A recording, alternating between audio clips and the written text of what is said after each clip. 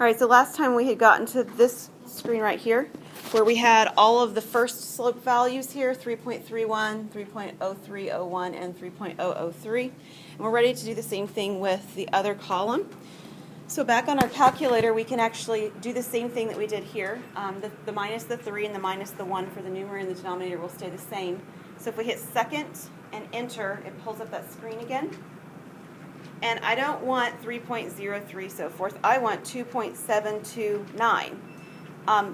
But I don't really want to do that insert thing again, so I'm just going to put zeros in those last three spots. Then it sort of just holds the placeholder because there's zeros, right? So I've got 2.729000 minus 3. And then I want to have 0.9 minus the 1. So I did 0.900. And then minus 1 to hold placeholders. And that gives me a slope of 2.71. Did everyone's calculator show up as 2.71 for that slope? Yes? Great. All right, we're going to do the same thing again for the second row on that column. So I did second, enter, and I'll change that first number to 2.970299. And then the second one over here was 0.99, and then I'll leave that 0 and then minus 1. Oh, I hit something wrong. Let me figure it out. 970. Okay. 970,299. All right, so I'm getting 2.9701.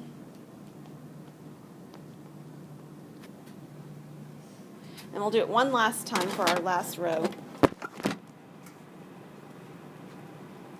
So 2.997002 and 0.999.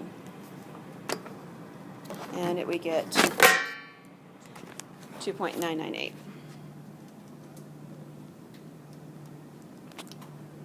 Now what we're looking for, more or less what we're looking for is a pattern. We're looking for what happens as we get closer and closer values of x to the x value we started with, which means basically what we're doing is we're looking at what happens as we go down this table. We created this table so that these x values get closer to the value of 1. And this one is bigger values than the value of 1, and this one is smaller values than the value of 1, but they're both getting very close to the value 1, right? So what's happening to the slope values then as we go down this table? They're getting very, very close to 3, right? Yeah, and that's actually what we're looking at. This process is called a limiting process, and for those of you who have had pieces of calculus or maybe a whole lot of calculus before, that's a word that we're going to come across again, right? Limit. But what we're seeing here then is that we're getting closer and closer values to 3. Now, we haven't actually proved anything. This isn't like geometry where you prove it in the end. You can say, I know beyond a shadow of a doubt that the opposite angles of this triangle are the same or whatever you're proving. But what we can say, at best anyway right now, is that our estimate, because that's all we were really asked to do is find an estimate, our estimate or our approximation for the slope is the number 3. And that's all we were really asked for anyway. So we didn't prove that it's 3. Now, I will tell you, it's 3. We didn't prove it, though. We did not prove it. We just estimated it using basically what's called a numerical process. Okay, we're going to do this exact same process again, but with a different function. Our second function we're going to use is the function tangent. And I do this example because I want you to see something where the number is not an integer. So if you take a look in particular, this a value or x value or whatever, this input value is pi over 4, which is a little bit awkward sounding. So the first thing I'd like for you to do is to get an approximation for that value, just to give yourself a reference as to what decimal approximation this roughly is. What is approximately pi over 4? What's your calculator tell you? We'll write it to 6 decimal places like we've been doing the others. 0.785398. Okay, does that look good to everyone? Okay. All right, great. So that's our approximation that we're looking at on this. And we want x values, and we'll do over here in this first column, x values that are slightly bigger but getting closer to that value. And then in the second column for x, we'll do values that are slightly smaller than x, but getting closer to the value.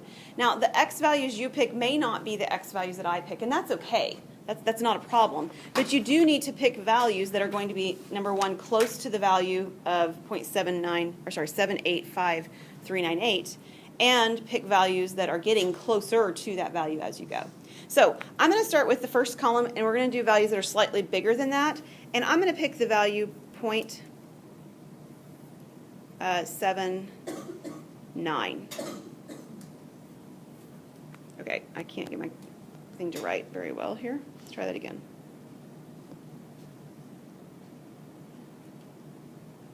Much better, 0.79. And that's bigger than the value I've got, right? But it's close. Are you agreed? Now, if you didn't want to start at 0.79, you could start at 0.8. I'd be happy enough with that. That'd be fine. We could go with that. That'd be okay. And then we want to get even closer than the number we have. So a good rule of thumb next is to use the first two digits, so 7, 8, and then change the last one. Again, it's supposed to be bigger than. So something bigger than 5. So maybe you pick 9, maybe you pick 6. I don't care. And then we'll use a number again, same kind of thing. We'll use the first three digits, 7, 8, 5. And I'm going to use the number 9. I like 9s. There's nothing special about them, but you can pick what you'd like. But it needs to be something bigger than 3, okay? Let's do the same thing over in the other x column. I need numbers slightly smaller. Slightly smaller is actually easier to do. You can start with 7, 8. That's exactly right. What might you do next then? Any thoughts? 7, 7, 9. Well, we can actually use 7, 8, 5 really nicely. And then 7, 8, 5, 3. Like we can use just a shortened form of the number we have because it's going to be smaller than the number we have. Because basically we're zeroing out everything after that. So doing the numbers that's smaller is actually pretty nice and easy because you're just sort of cutting shorter versions of the approximation anyway. Now these numbers are all really, really close together, even more so than the last problem we did. So we're going to expect to get very similar output values. Now before we get started, you need to make sure that your calculator is in radian mode, not in degrees. Okay, so there's a mode button. Hit mode and make sure it's telling you radians.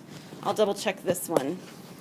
I will also tell you that in calculus, you will never use degrees, at least not in the calculus we're working with this book and so forth, okay? So once you put your mode in radians, mine is in radians, you're set. You don't need to change it again this semester. All right, so I need to put into my y1 menu, or my y equals menu into y1, I'm going to put in the value for tangent. So tangent of x. And then I need to find all of these different values for y. You can just manually delete out the x values that we had before just by hitting delete, or you can type on top of them, that's fine too. The actual first value I'm going to enter is pi over 4, and I'm going to really type in pi over 4. There's no reason I can't actually type that in. Did you guys see me do that? See down here on the bottom, I actually typed in pi over 4. That gives me the exact value. You're probably not going to get anything different if you typed in 0.785398 because it's so long already. But there's no reason to do that. We don't need to. Pi over 4 works fine.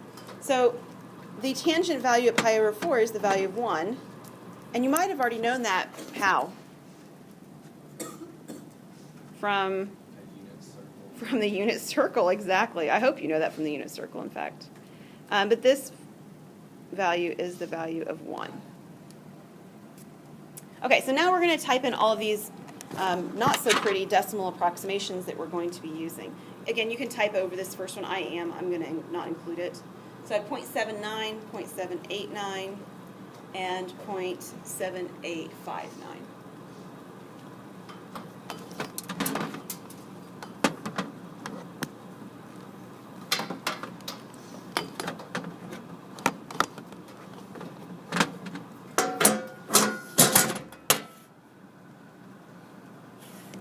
Forgot that these had the side things. All right. And we're going to highlight over on top of them so we can see 6 decimal places.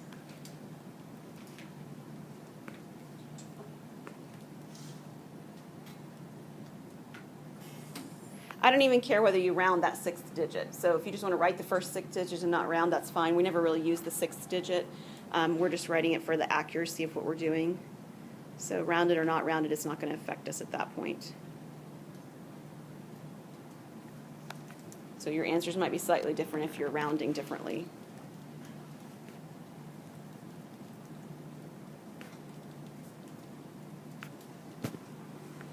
Okay, and then we'll do our second column, 0.78, 0.785, and 0.7853.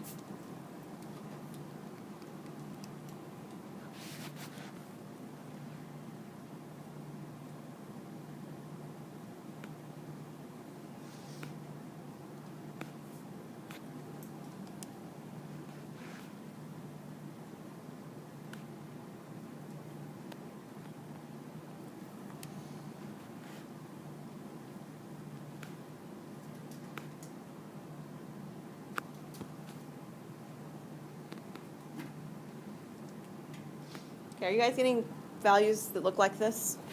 Nothing different or very strange going on with your calculators or anything? Everybody's good? Okay, so we want slope values now. Okay, so slope, just like on the previous slide, is taking the values and doing the one y value minus the y value you have over one of the x values minus an x value that you were given. So the y value that we found up here was the value of 1, and the x value that we were given was pi over 4. So this is the basic setup of what we're going to be doing in our calculator with the values we have now. So the first y1 value was 1.009246 minus the y value of 1. And that second y value, the value of 1, is not going to change. And then we'll divide that by the x value. Now, I know in a minute I'm going to have to put in at least 4 digits for x on some of these. So I'm going to type it in right now as 7900. So I've got the 4 digits already there, and I don't have to use that insert button later. And then minus the value of pi over 4. And again, there's no reason to approximate it. I can have the calculator just use the actual value in there. So I will. And when I do that, I get this value, which we will record to how many decimal places? 6. All right, so we have 2.009. And again, I don't care that you worry about that 6th digits rounding. So you can leave it or you can round it. It doesn't matter to me. 009197. We'll do the same thing again. So I can do second enter, and then I can change the y value to 1.007229. And we can change the second x value to, what was it, 0.789.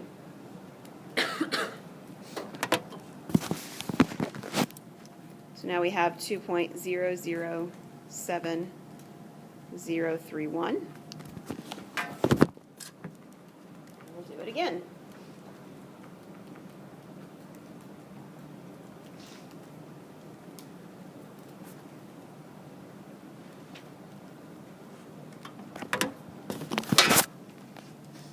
I have 2.000651.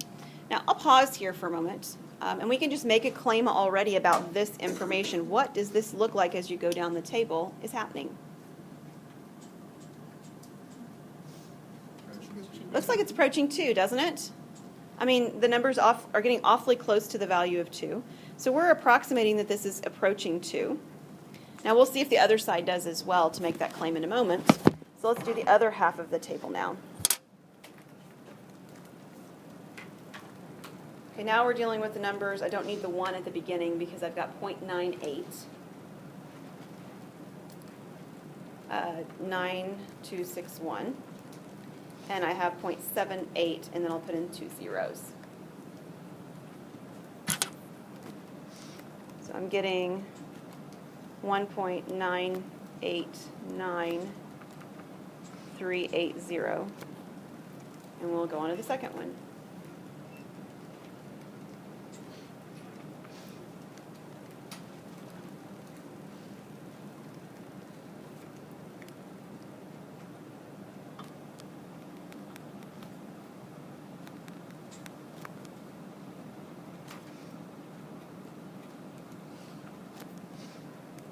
And one more.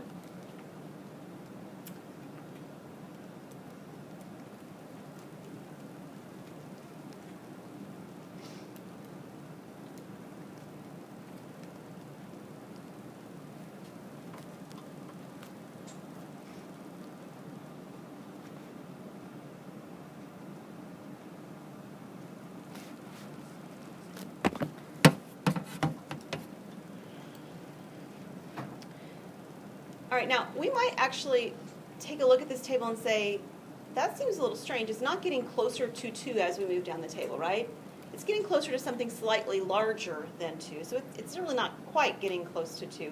But we're awfully close, and what we want to remember in what we're doing right now is that we're not really finding an exact value. We're supposed to be estimating. All right, this number that we're getting, even if it's not really the number 2, let's say it's really the number 2.006. Is that not still very close to the number 2? Yeah, we're doing an estimate, so we're still getting close to the number 2, which is the point of the particular problem. We'll find other ways that will give us actual values of more exact ways later. But for what we're doing right now, this is still getting awfully close to the value of 2. So the estimate of our slope is that our slope is still approximately, or as an estimate for our slope is the number 2.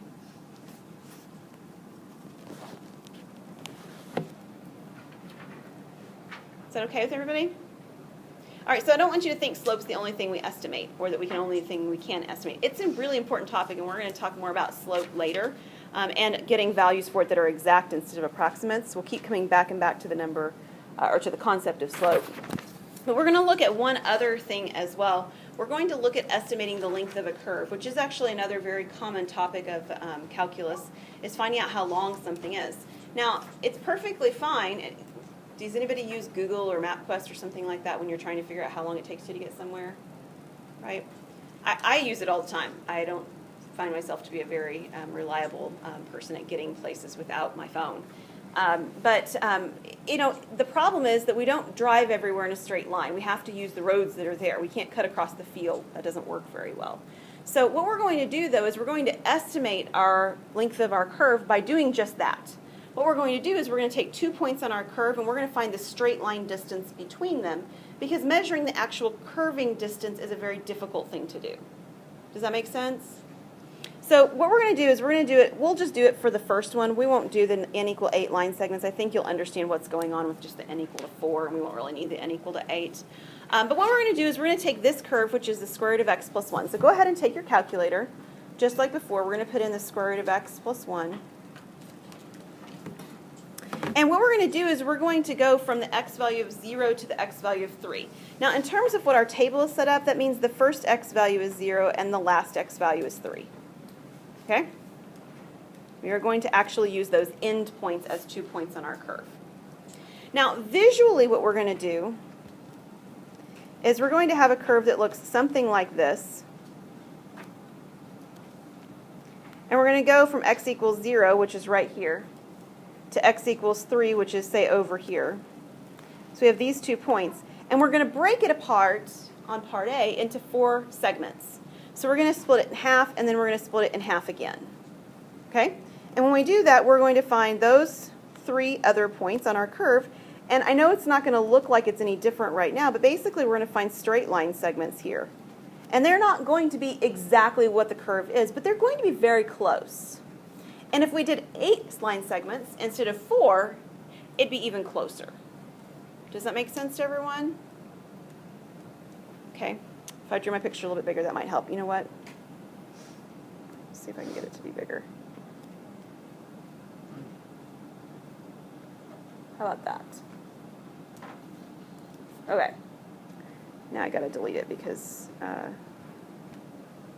that's still fine. Okay. So the first thing we want to do, and the first thing I did as I described it a minute ago, is I said I've got this distance from 0 to 3, and I want to cut it in half. So if I cut the distance between 0 to 3 in half, where am I going to be?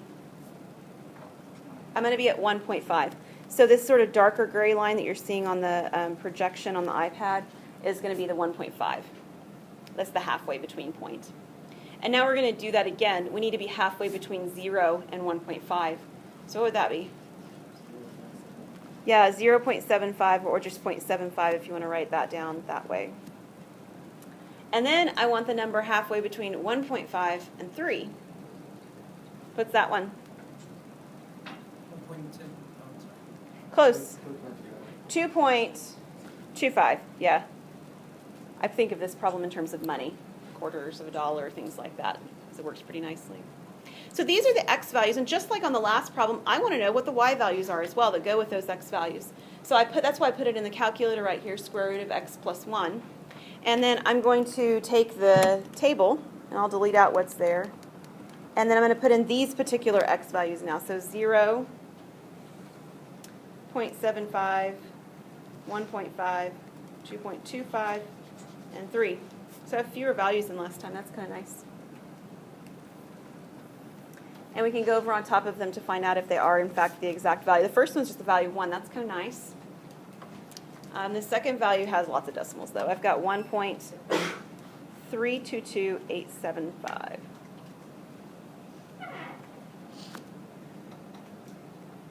One 1.581138. 1.802775. And the last one's just 2.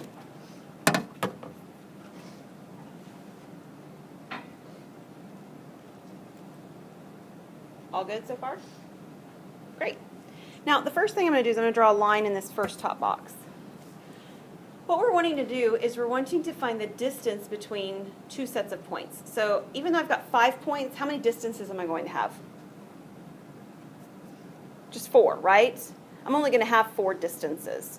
And I didn't graph this, although I certainly could. Let me take my window to go from 0 to 3, and I'll actually do a graph for you. So this is the image that I'm getting. So I have this point, and this point. So there's the 3 first points I had, and I had something around right here and something around right here. So there are 5 points, but there's only going to be 4 distances. 1, 2, 3, and 4. That didn't look very straight, but just pretend with me for a moment, okay? So as I'm finding my values, I'm going to have to put a slash in one of these boxes. I just usually choose the first one. So when I'm looking at this box that I'm working at right here is going to be the distance between these 2 points right here. Now the question is, do you remember how to find the distance between 2 points?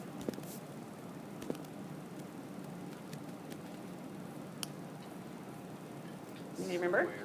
There's a square root. Good. Square root of what?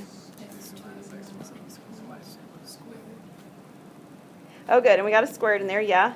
And then plus, right? All right, so this formula is actually even friendlier to work with, honestly, than the slope formula. And the reason is because of those squares. Because we're squaring things, it really doesn't matter what order we subtract things in, like, at all, right? That's going to be really handy when it comes to using our calculator because I don't have to keep track of the same order happening anywhere. So I'm going to go back into the regular screen of my calculator. And I'm going to start out by typing the square root button, which automatically puts a parenthesis.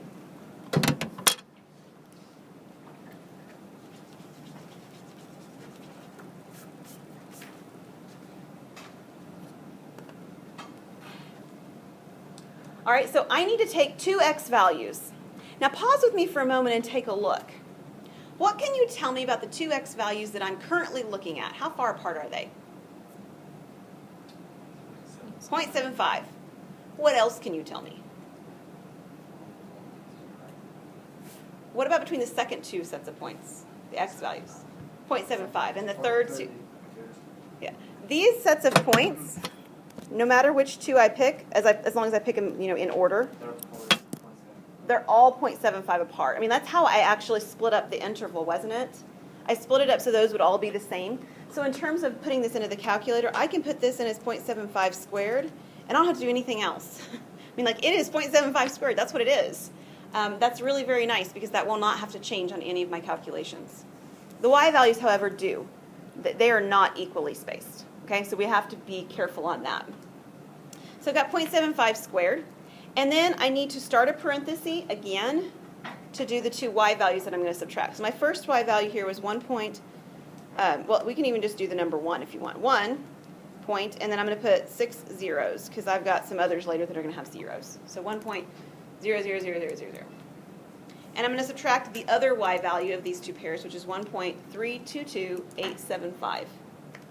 Close the parenthesis once. That's the ending the subtraction. Square that. close the parenthesis again, which ends the square root part. And again, if you have math text in your calculator, yours looks easier to deal with a little bit than mine just did. But you still have to be careful to put the subtraction in parentheses. All right, we're going to hit enter.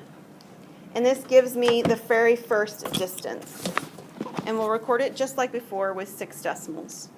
So 0.816546.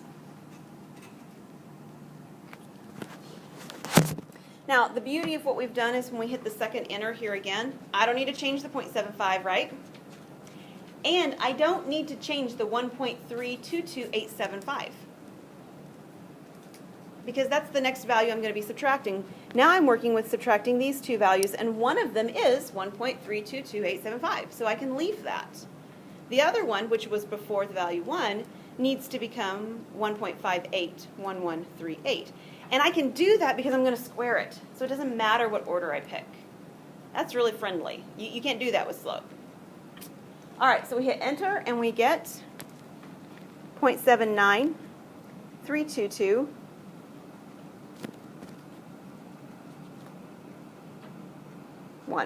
Here we go. And we're ready to do the third line. Okay? Second enter, 0.75 stays the same. And now this time the 1.581138 stays the same because it's one of the next two values, right? And I change the 1.322 value to 1.802775. And hit enter. This is 0.782063. And then we'll do our very last one. So the 0.75 stays the same. The 1.80 stays the same. I'm simply going to change this 1.58 number to the value of 2. And you can either put zeros in everything, or you can just delete all the extra numbers that we really don't need now, because this is the last time we're doing this anyway. So 2 minus that value.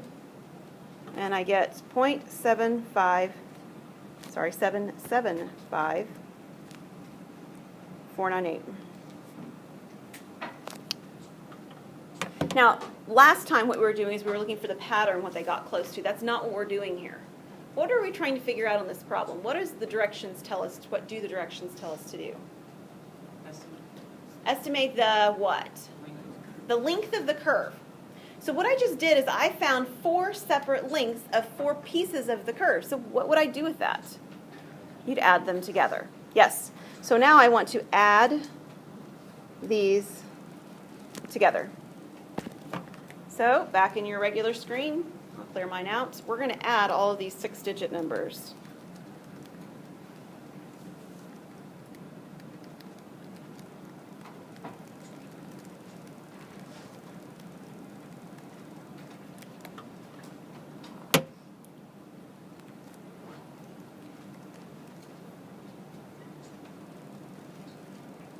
When we write our answer down, we do not want to record 6 decimals because we know that there's a little bit of error towards the end of our decimal places, right? I mean, we acknowledge that fully, that we've got some rounding potential going on. The way your the way your book actually has you do this is that you write your final answer now to just 4 decimal places. Okay? So we're going to have 3.1673. And it's an approximate, but that would be the approximate using the data that we've found. So I want you to pause with me. We're not going to do the other part of this. It becomes quite tedious, but it's not difficult. That is, it's not conceptually difficult. What would I do differently if I had n equal to 8? That is the number of segments equal to 8 instead of 4. We're not changing that part of it yet. That could be something we could do, but that's not what we're doing yet. Yeah, like I said, we're not going to do it. But we'd end up with 9 points, first of all, right? So we would still have the 0 and the 3, and halfway between would still be 1.5, and halfway between that would be 7.5 and 2.25. But we just have to subdivide it again, right?